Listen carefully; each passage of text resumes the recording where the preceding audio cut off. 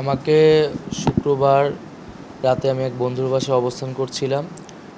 শনিবার দিবাগত রাতে ২টা থেকে ৩টা নাগাদ সেই বাড়িতে প্রায় ২০ থেকে ৩০ সদস্যের একটা টিম ডিবি পুলিশ পরিচয়ে গেট ভেঙে ঢুকে আমাকে সেখান থেকে তুলে নিয়ে যায় এবং তারা গাড়িতে উঠিয়ে আমার চোখে ৩-৪ স্তরে কাপড় বিশিষ্ট একটি পর্দা লাগিয়ে দেয়, চোখ বেঁধে ফেলে এবং আমার হাতে হ্যান্ডকাপ পরানো হয় এবং আমাকে পরবর্তীতে তারা গাড়ি চালিয়ে একটি বিল্ডিংয়ে নিয়ে একটি রুমে নিয়ে যায় এবং আন্দোলন সম্পর্কিত নানা জিজ্ঞাসাবাদ করে যে আন্দোলন আমরা কেন করছি, এই আন্দোলনের উদ্দেশ্য কী, আমরা কেন কর্মসূচি প্রত্যাহার করছি না এবং পরবর্তীতে আমার উপর মানসিক এবং শারীরিক নির্যাতন তারা শুরু করে এবং এক পর্যায়ে আমি সেন্সলেস হয়ে যাই এবং এরপরে আমার সেখানে কোনো স্মৃতি নাই। আমি আজ সকালে 4টা থেকে 5টা নাগাদ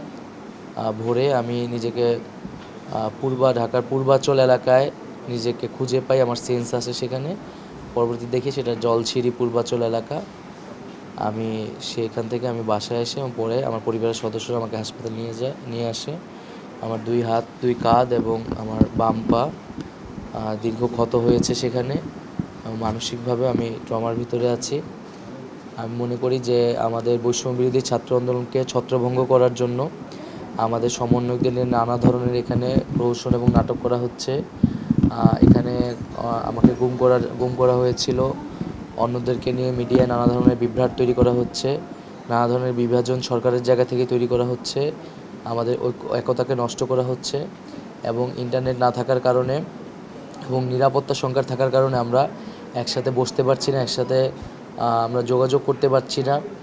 ফলে আমাদের সিদ্ধান্ত নিতেও আমাদের সমন্বয়হীনতা দেখা যাচ্ছে এবং মিডিয়াতে তারা সেটা আরও নানা বিকৃতভাবে প্রকাশ হচ্ছে। আমি মিডিয়ার কাছে অনুরোধ করব যে আমাদের বক্তব্যগুলোকে সুস্পষ্টভাবে প্রচার করার জন্য এবং আমাদের যে নিরাপত্তাহীনতা সেটা জনগণের সামনে আমরা বলছি যে আমাদের আন্দোলনকারীদের সরকার একদিকে দাবি আদায়ের কথা বলছে, আলোচনার কথা বলছে, মহামান্য আদালত আমাদের পক্ষে রায় দিচ্ছে, কিন্তু সরকার আরেকদিকে আমাদের কিন্তু হেনস্থা করছে নানাভাবে। আমরা এখনও অনেক সমন্বয়কদের খোঁজ পাইনি।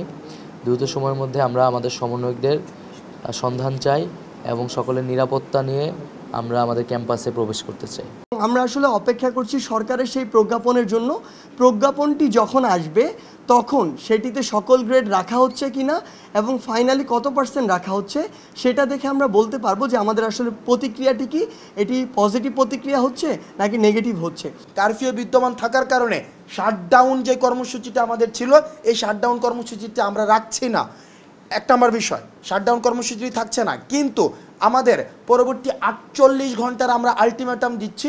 এই 48 ঘন্টা আলটিমেটামের মধ্যে আমাদের যে ডিজিটাল ক্র্যাকডাউনটি যে রয়েছে, ইন্টারনেট সংযোগ বিচ্ছিন্ন করা হয়েছে, আমরা চাই এই 48 ঘন্টার মধ্যে আমাদের ইন্টারনেট সংযোগটি আবার সচল করা হবে এবং এই 48 ঘন্টার মধ্যে আমাদের ক্যাম্পাসে যে আইন শৃঙ্খলা রক্ষাকারী বাহিনীদেরকে সেখানে রাখা হয়েছে তাদেরকে বাদ দিয়ে নিরাপত্তা নিশ্চিত করে আবাসিক হলগুলোকে খুলে দিতে হবে এবং সেইখানে শিক্ষার্থীদের আসার ব্যবস্থা করে দিতে হবে। এবং তৃতীয়ত যে দাবিটা সেটা আমাদের সমন্বয়কদের মধ্যে নিরাপত্তা ঝুঁকি রয়েছে। আমরা ফোন বন্ধ করে বিভিন্ন জায়গায় এখন থাকতে হচ্ছে, আমরা আমাদের লোকেশনকে আমরা ডিসক্লোজ করতে পারছি না, যেহেতু আমরা শাটডাউন তুলে নিচ্ছি। সুতরাং আমরা সরকারের কাছে আমরা আহ্বান জানাবো এই 48 ঘন্টার মধ্যে কারফিউ যেটি রয়েছে সেই কারফিউটিকে তুলে দিয়ে স্বাভাবিক জনজীবনকে নিশ্চিত করতে হবে।